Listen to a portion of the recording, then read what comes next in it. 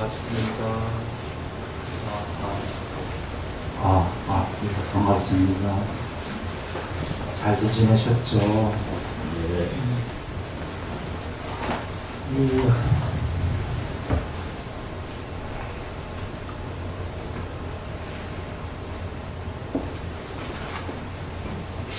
나오나요? 칠판이? 네.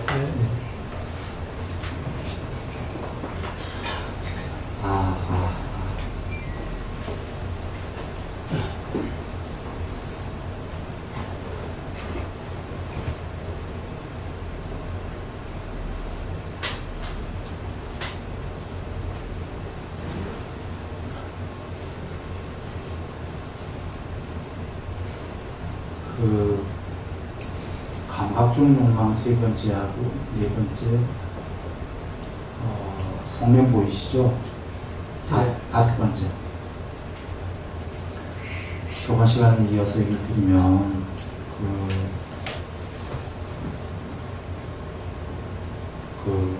요 조금만 크게 해주시겠습니까? 소리? 예, 조금만 더 크게, 예. 예. 더 크게 해줘도 됩니다.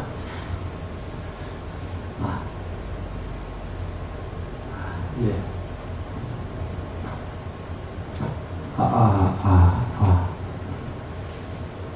네. 네, 됐습니다.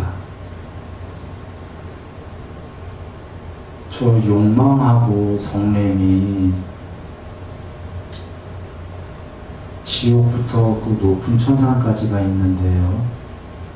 해탈 전에 이 세계에 그냥 냅둬 주십시오. 지옥왕사 내가 알아서 맞출게요. 예, 된 것 같아요.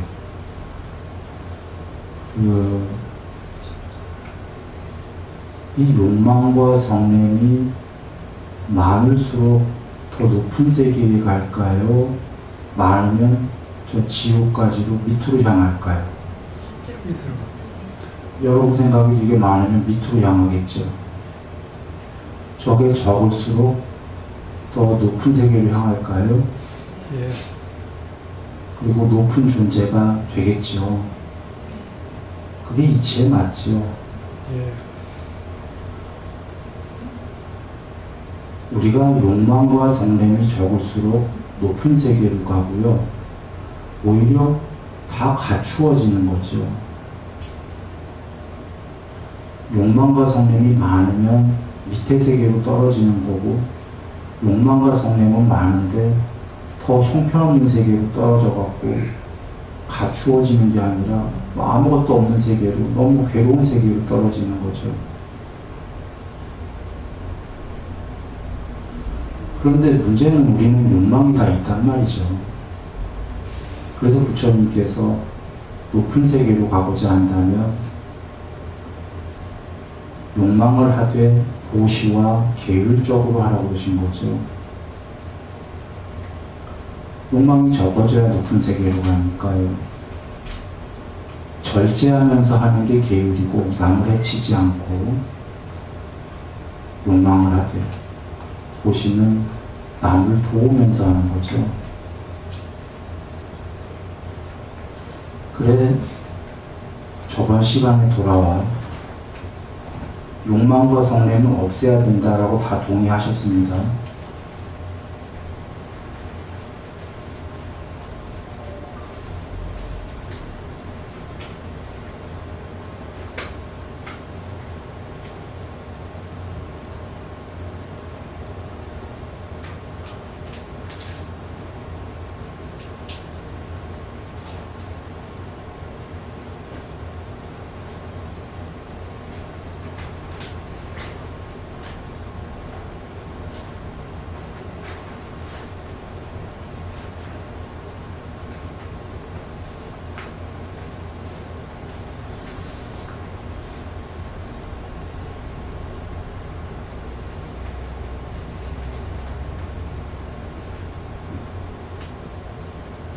이게 성자 중에 뭐지요? 수다원. 그 다음에 2번도 계율 100%, 삼매 어느 정도, 반야 어느 정도. 그런데 1번보다 욕망과 성냄이 희박하게 남았다. 이게 뭐죠? 사다함.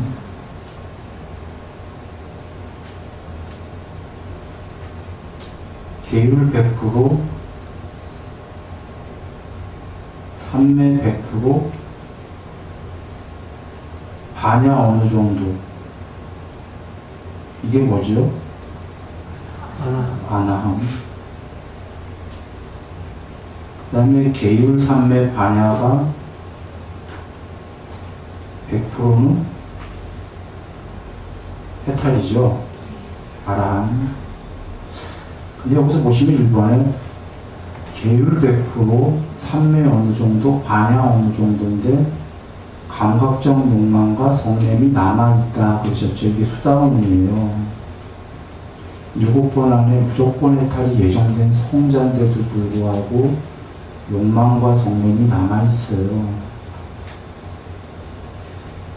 우린 부처님의 놀라운 경전 말씀으로 많은 걸 이해할 수 있는데 보통은 성자 하면은 여러분은 욕망과 성냄이 없겠지 이러지 않습니까?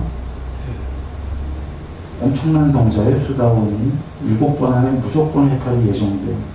근데도 내면에 욕망과 성냄이 남아 있어요. 다만 계율 100%다라는 건 성내지는 않아요. 마음속에 있는데 몸과 말로 남에게 화내지는 않는다. 우리 식으로 얘기하면 참는다.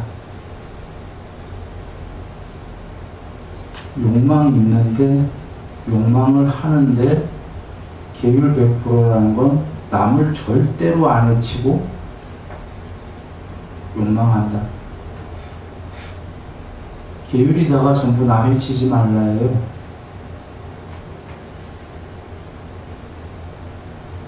그리고 술 먹지 말라는 건 남도 해치지 말고 자기도 해치지 말라는 거겠죠. 그 외의 욕망들은 한다. 그런데 여기서 물론 일반인처럼 욕망과 성냄이 많겠습니까? 적지요. 많으면 계율 100% 할 수가 없어요. 적다는 거고 2번에 사다함은 한 번만 넣으면 해탈이 예정된 분이에요. 이건 더 높은 성자인데 이분은 감각적 욕망과 성냄이 희박하게 남았다라고 했지요. 희박하게는 거의 그래도 없는 듯이 남은 거예요. 그런데 여기서 하려는 얘기는 3번까지 얘기하고 하죠. 3번의 계율 100%, 삼매 100%, 반야는 100%가 아니라 어느 정도인데 이게 아나함이에요. 아나함은 색계 사선천 중에서도 정거천의 화생, 생겨나서 언제든지 해탈할 수 있는 분이죠. 해탈은 아니지만 이분은 욕망과 성냄이 있나요, 없나요? 완전히 없어요. 여기서부터가 완전히 없어요. 그리고 욕망 중에서도 특별히 부처님이 얘기하시는데 애욕이 없다. 욕망 중에 제일 어려운 게 애욕이다라는 거예요. 그게 없어져서 욕망, 성냄이 다 없어지고 탐욕이라고는 하나 남았는데 정거천이라는 색계천상에 살고프다라는 집착, 욕망 하나 있는 거예요. 저번에 정리했지만 탐욕은 크게 감각적 욕망 더하기 천상 욕망 이꼬르 탐욕. 그러니까 감각적 욕망은 탐욕과 이꼬르는 아니에요. 부분집합이지. 감각적 욕망은 전에 얘기했지만 뭐 애욕, 수면욕, 식욕, 뭐 경험욕, 재물욕, 뭐 명예욕 뭐 다 많지요. 무지 많아요. 감각적 욕망. 자, 여기서 우리가 알 수 있는 거, 지금 아나함까지 보면은 수다원, 사다함, 아나함, 공이 계율 100%죠.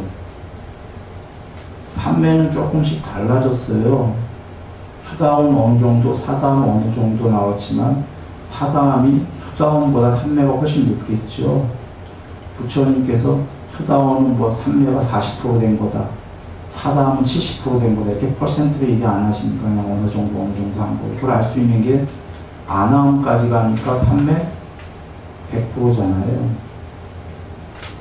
즉 수다원부터 사다함, 아나함이 삼매가 점점 높아졌다는 거 이해되시죠? 그리고 반야도 전부 다 셋 다 어느 정도지만 이 어느 정도가 똑같겠어요? 수다원, 사다함, 아나함이 이것도 높아졌다예요. 그렇죠? 그래서 마지막에 아라한에서 반야 100% 되는 거죠. 그래서 1번은 첫째 드리려는 얘기는 삼매가 점점 높아져야 욕망과 성냄이 더 없어진다. 이 얘기하려고 한 거예요. 첫 번째. 이유는 저번 시간에 얘기했어요. 탐욕이 어원이 자제스님이 찾아냈는데 칼라림이라는 어원이 있었죠. 탐욕의 어원이 색칠하기에 놀랍게도 하얀 도화지 위에 욕망이다라는 게 덧칠하는 거예요. 이건 경전적에도 근거가 있죠. 부처님께서 하얀 천 위에 색칠한 게 오염원이다 하셨어요. 그 오염원, 그게 욕망이고 그걸 없애서 다시 하얀 천이 돼야만 공부가 되는 거잖아요. 삼매가 여러분 여겨보세요. 삼매는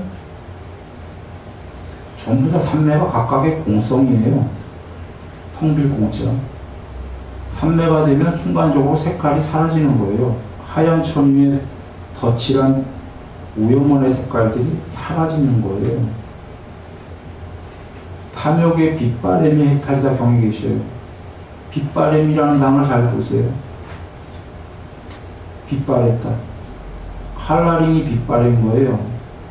색칠한 게. 삼매는 모두 순간적으로 색칠이 지워져요. 공성이 되는 거예요.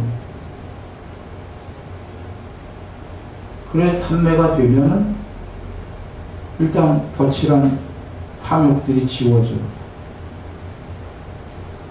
그래서 삼매가 자꾸 높아져야 되는 거죠.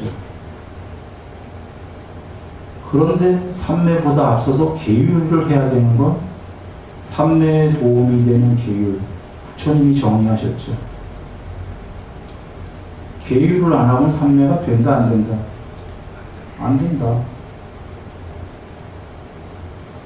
그러니까 누군가가 계정해, 계율, 삼매, 반야가 순서대로 해야 되는 게 계율 안 하고 삼매 바로 하려고 한다. 방법론으로. 안 된다죠. 드리려는 얘기 두 번째 얘기인데 계율과 삼매는 쌍으로 닦아야 된다. 그런가요? 비록 삼매가 되면 순간적으로 욕망과 성냄이 지워지지만 그 전에 계율을 해야 된다. 두 개는 닦는 방법이 달라요. 삼매는 삼매에 별도의 방법이 있어요. 13개의 수행 주제를 주셨고 거기에 집중하는 방법을 삼매의 방법을 따로 주셨어요. 계율과 삼매는 둘 다 욕망과 성냄이 없어지는 측면은 같지만 방법론은 다르다예요. 계율만 했다고 또 삼매가 되는 건 아니에요. 그러나 욕망과 성냄을 다스리기 위해서 먼저 계율적으로 살고 어느 정도, 그리고 어느 정도 했다면 삼매 중에 제일 첫 번째인 초선을 부처님이 가르쳐 주신 방법으로 하는 거죠.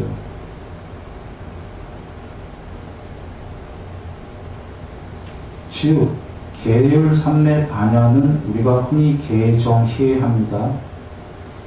귀에 그렇게 읽었기 때문에 개정해를 얘기 드릴게요. 원어는 계율, 사마디, 반야입니다. 부처님이 쓰신 원어는. 세 번째 얘기 이제 드릴게요. 계율 100% 하고 초선하는 건가요? 그거 아니에요. 그건 불가능한 거예요.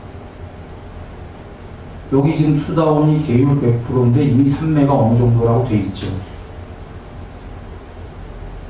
어느 정도라는 건 삼매가 초선됐다는 소리도 아니에요. 꽤 많이 된 거예요. 계율 100% 하고 삼매 공부하러 첫 번째 국민학교 삼매 초선하러 가는 게 아니라 맨 처음에 계율을 어느 정도 하고 100%가 아니라 어느 정도 됐다면 그 다음에 초선 공부하고 삼매에 초선 공부하면은 반야가 초선만큼 드러나고 다시 아까보다 계율을 더 많이 하고 더 잘한다. 더 많이 하면 요번에 삼매는 이선 공부하고 이선만큼 반야의 무더기가 드러나고 또 다시 계율을 아까보다 더 많이 지키고 이렇게 횡으로 공부하는 거예요.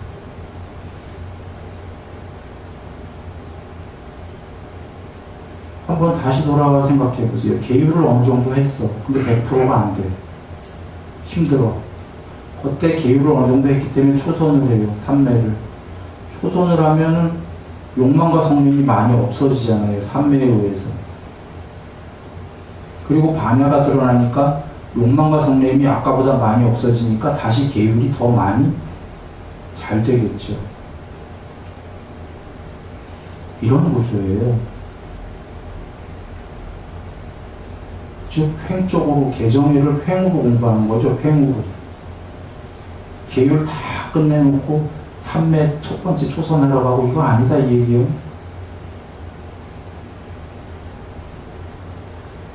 그리고 네 번째 얘기를 드릴게요.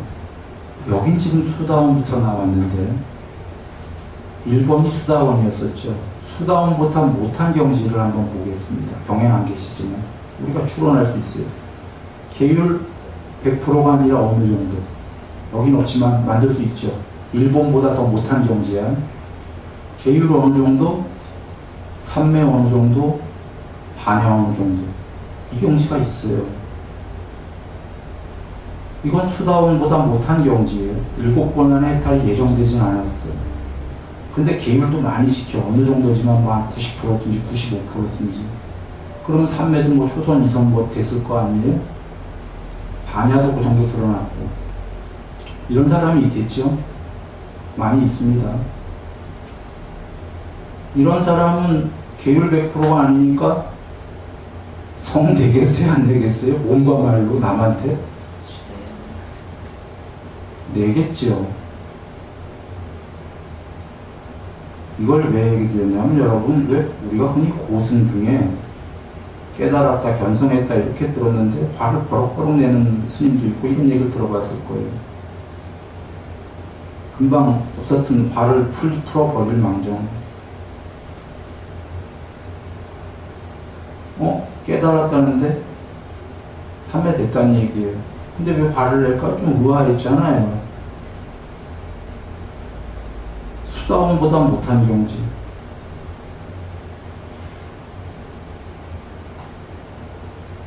삼매 돼도 계율 100%가 아니면 그런다.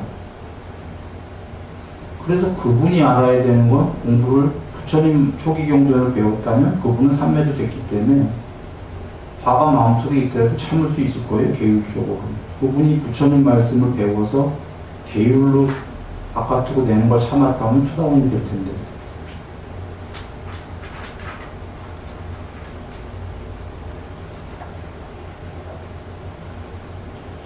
그래서 그 예를 한번 더 들어볼게요. 다시 돌아와서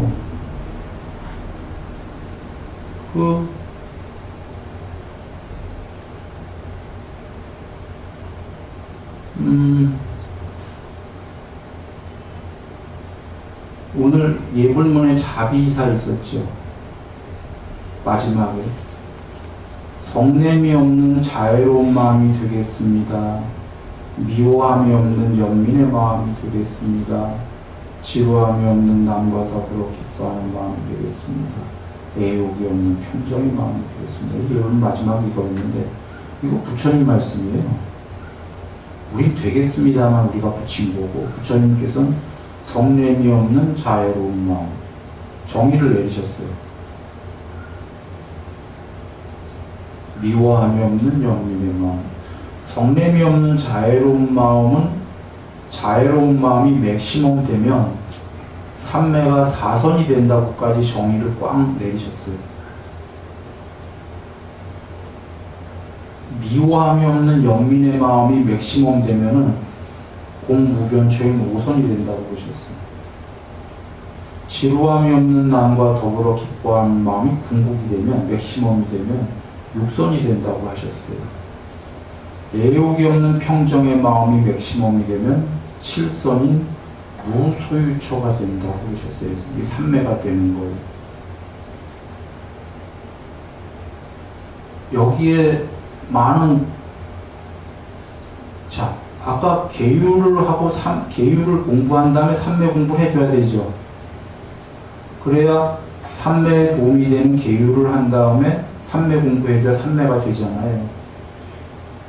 지금 그거를 생각하시면 돼요. 성냄이 없어지고 삼매 공부를 해야 사선이 된다. 미워함이 없고 연민을 갖는 걸 공부를 해야, 그리고 삼매 공부를 해줘야 오선이 된다.